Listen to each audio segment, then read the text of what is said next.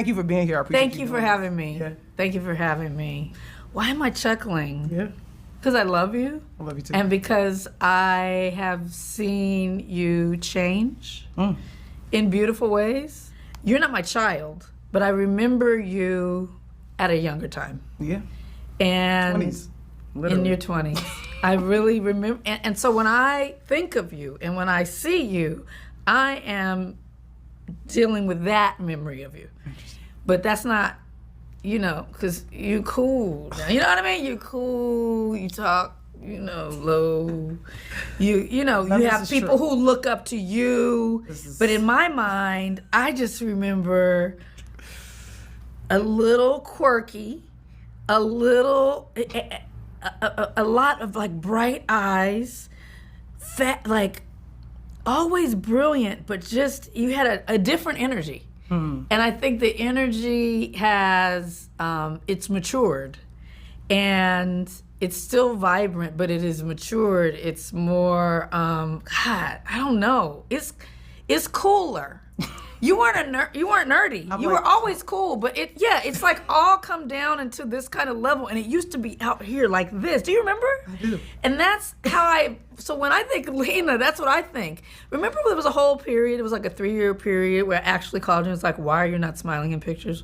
Yeah, you still do that. What's going on? Like, why can't you smile? Well, I'm just, you know.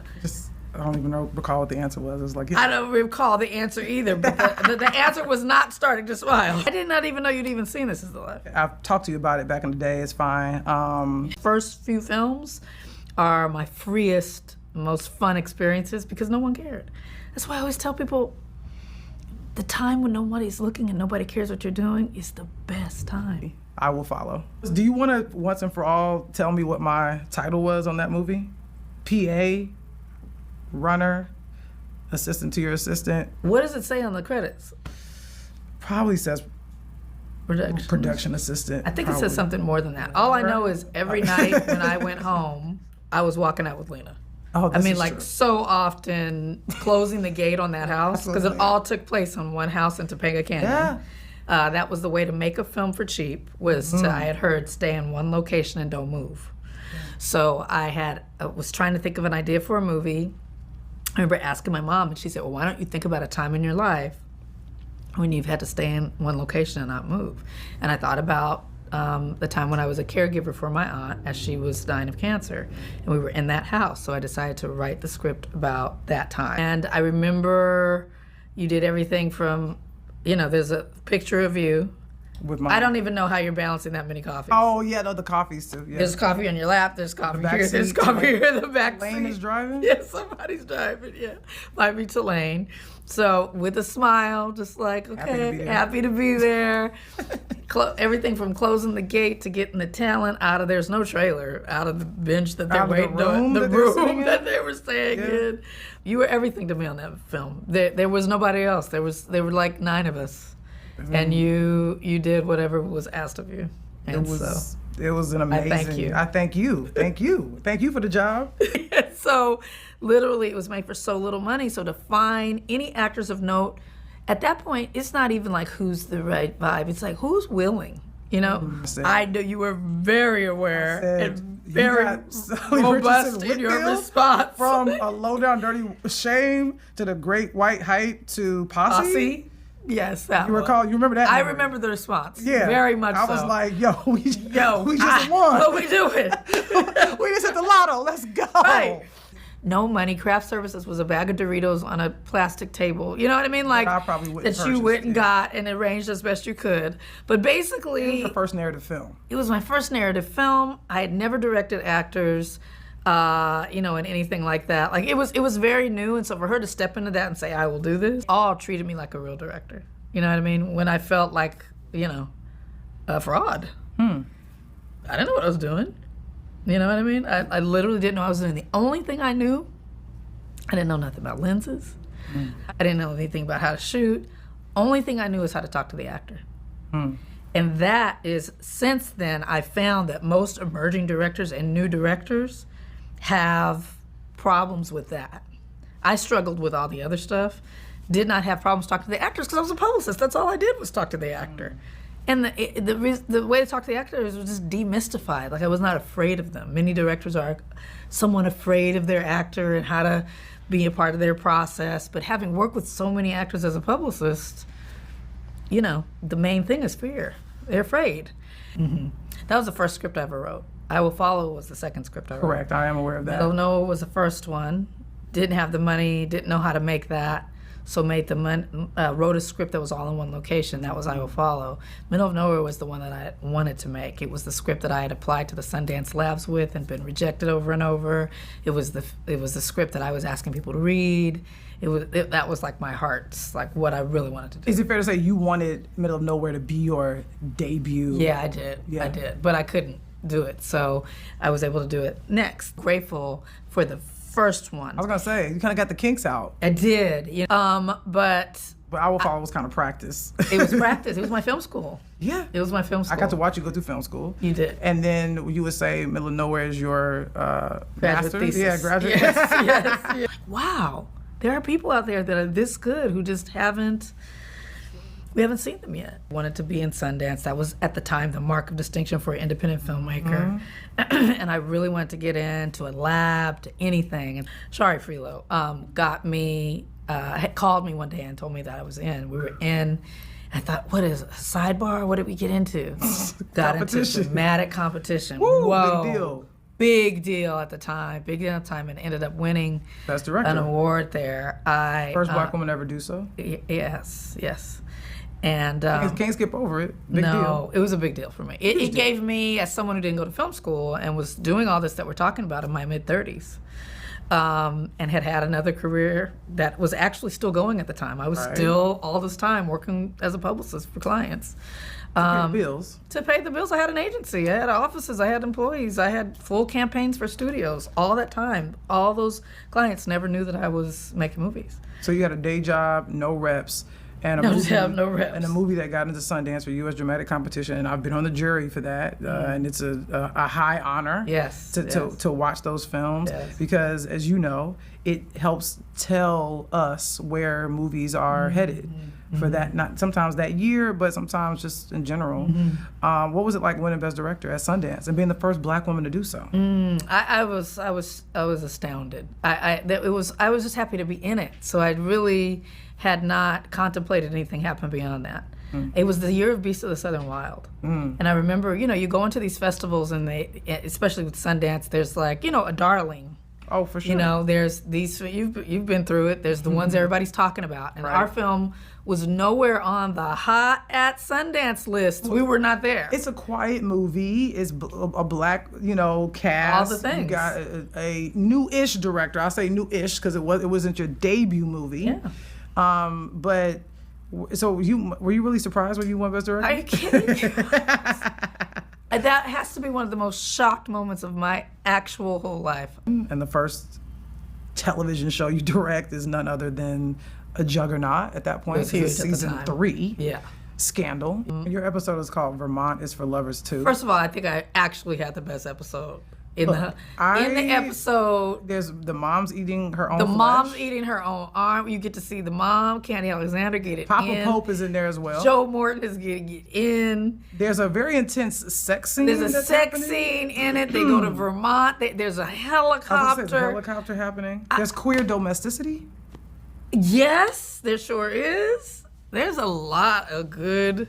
It's a lot going on. Living in that episode. I remember getting it like, wow, this is a good one. Like, whatever you're going through right now, whatever small thing you're doing that you think is not enough, whatever, you're at the coffee shop and you're just pounding it out, or it is all the best part, because it's just a step. You're just taking your steps to the thing you want to do. And the thing that you will realize, and I look back now, I get a little emotional, the thing you will realize, steps were the best part. I mean, such a joy to sit here and talk to you about these projects, because they're not old projects. They are like shining stars in the universe of me. You know what I mean? And to be able to say, let me tell you about that star and that star, even though at the time it didn't feel like a star. But it has shined on me, and it has illuminated my life, and it informed me and inspired me in ways that allowed me to do the next thing. Look, Selma's a big step. My mom used to say, if you don't sit down, I'm gonna make you watch Island of Fries. It was like the punishment. Because she knew that they did not want to watch Eyes on the Prize. And yet you start watching Eyes on the Prize and you be like, yo, dang, I'm this set. is good. Exactly. You know what I mean? And so, yeah. 13. Not Unlike You Do, and This Is the Life. So just sort of seeing things sort of pop up again. And okay, interviewer.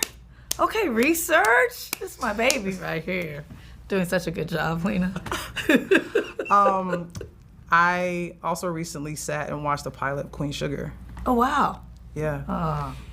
It's actually one of my favorite pilots, like, period. Really? That says a lot. You love TV. Because there's so many things happening. And I think what I love most is how it opens on locks of hair, brown skin, it being tattooed, you not being afraid for there being another body in the bed that isn't a black person. And then how you hold things that you want to reveal in terms of you not telling us immediately. If one of the sisters' husband, was he involved? We don't know. You holding that fight on the basketball court, you holding the patriarch's death until the end. What did you want that pilot to be? Thank you for watching it. That makes me so happy. I wanted to feel like an independent film. It You does. know what I mean? It I was wanted beautiful. to give black people on OWN, you know. It was given HBO. That's what I wanted to give. Like premium television feeling on a basic cable budget.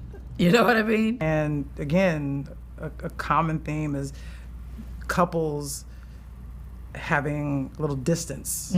And it's one I think you are able to capture really authentically in all of its complexities.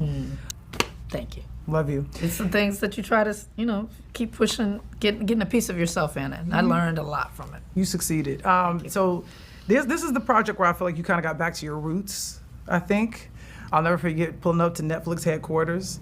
You were showing all 4 episodes at the same time? Yeah. Okay, I cool. said you have to stay here all day. Okay, cool, and I did. You did. And then later I remember By that time, you'd already been on the cover of Vanity Fair. By here we that go. time, the blow up and glow up was happening. All right. I was like, can we get Lena to sit here for, it's true, Yeah. to actually, who's going to give a whole day to watch this? Okay, maybe a few friends, and you came in, you hunkered down. That's a lot to watch in one sitting. Yeah. Again, in my home. That's right. Some bathroom breaks. When They See Us is a masterpiece. It became a calling. That's what happens for me when I hear an idea. I get pitched a lot of ideas, and I think of a lot of ideas through the day. But now and then, one will take hold, and it just has a little shimmer. I'll be like, that's something. You know what I mean? It probably happens for you as well. And when I heard it and started to research it more, I was like, this is quite something. I was watching Adolescence the other day. I actually wrote that in my notes. Okay. Because I couldn't help, and watching it again in this time when Adolescence, which is also 4 episodes, is generating a lot of conversation, a lot of articles, and being lauded as well as a masterpiece on Netflix too. What's interesting about that show, and I've seen that as well, is that when you see a young adolescent white boy, there is presumed innocence. Audiences still struggle with the fact that it is not a whodunit. I was surprised when they showed. Spoiler alert! Turn it off if you haven't seen Adolescence. No one's not seen Adolescence. When I was watching the episode, and we see the thing that I was like, oh wow, this is what it's about. Because you're right. I presume that they had the wrong kid. And then when you look at even the title of your limited series, I also can think of it as a film, that these 5 adolescent young black and brown men are presumed guilty.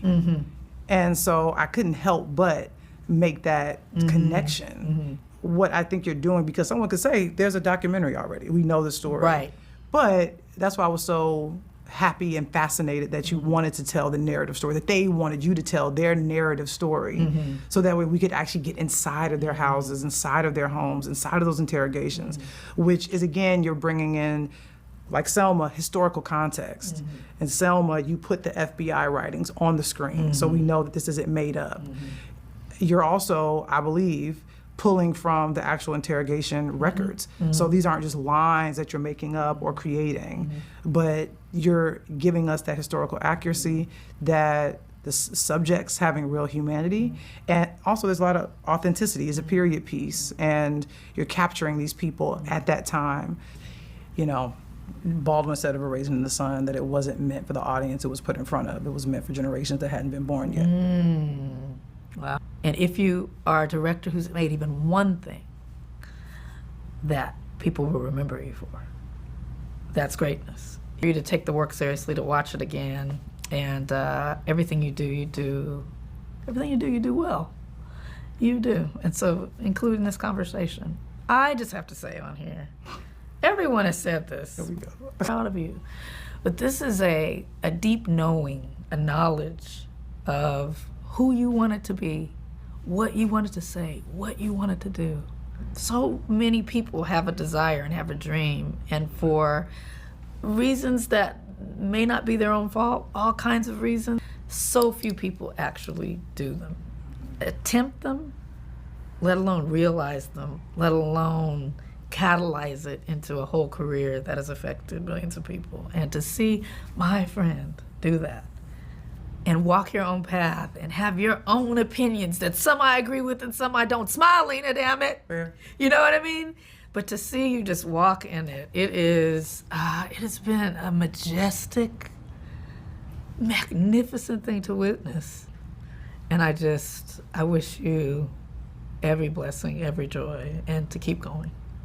I love you. I love you too. That's what it is, love. Thank you.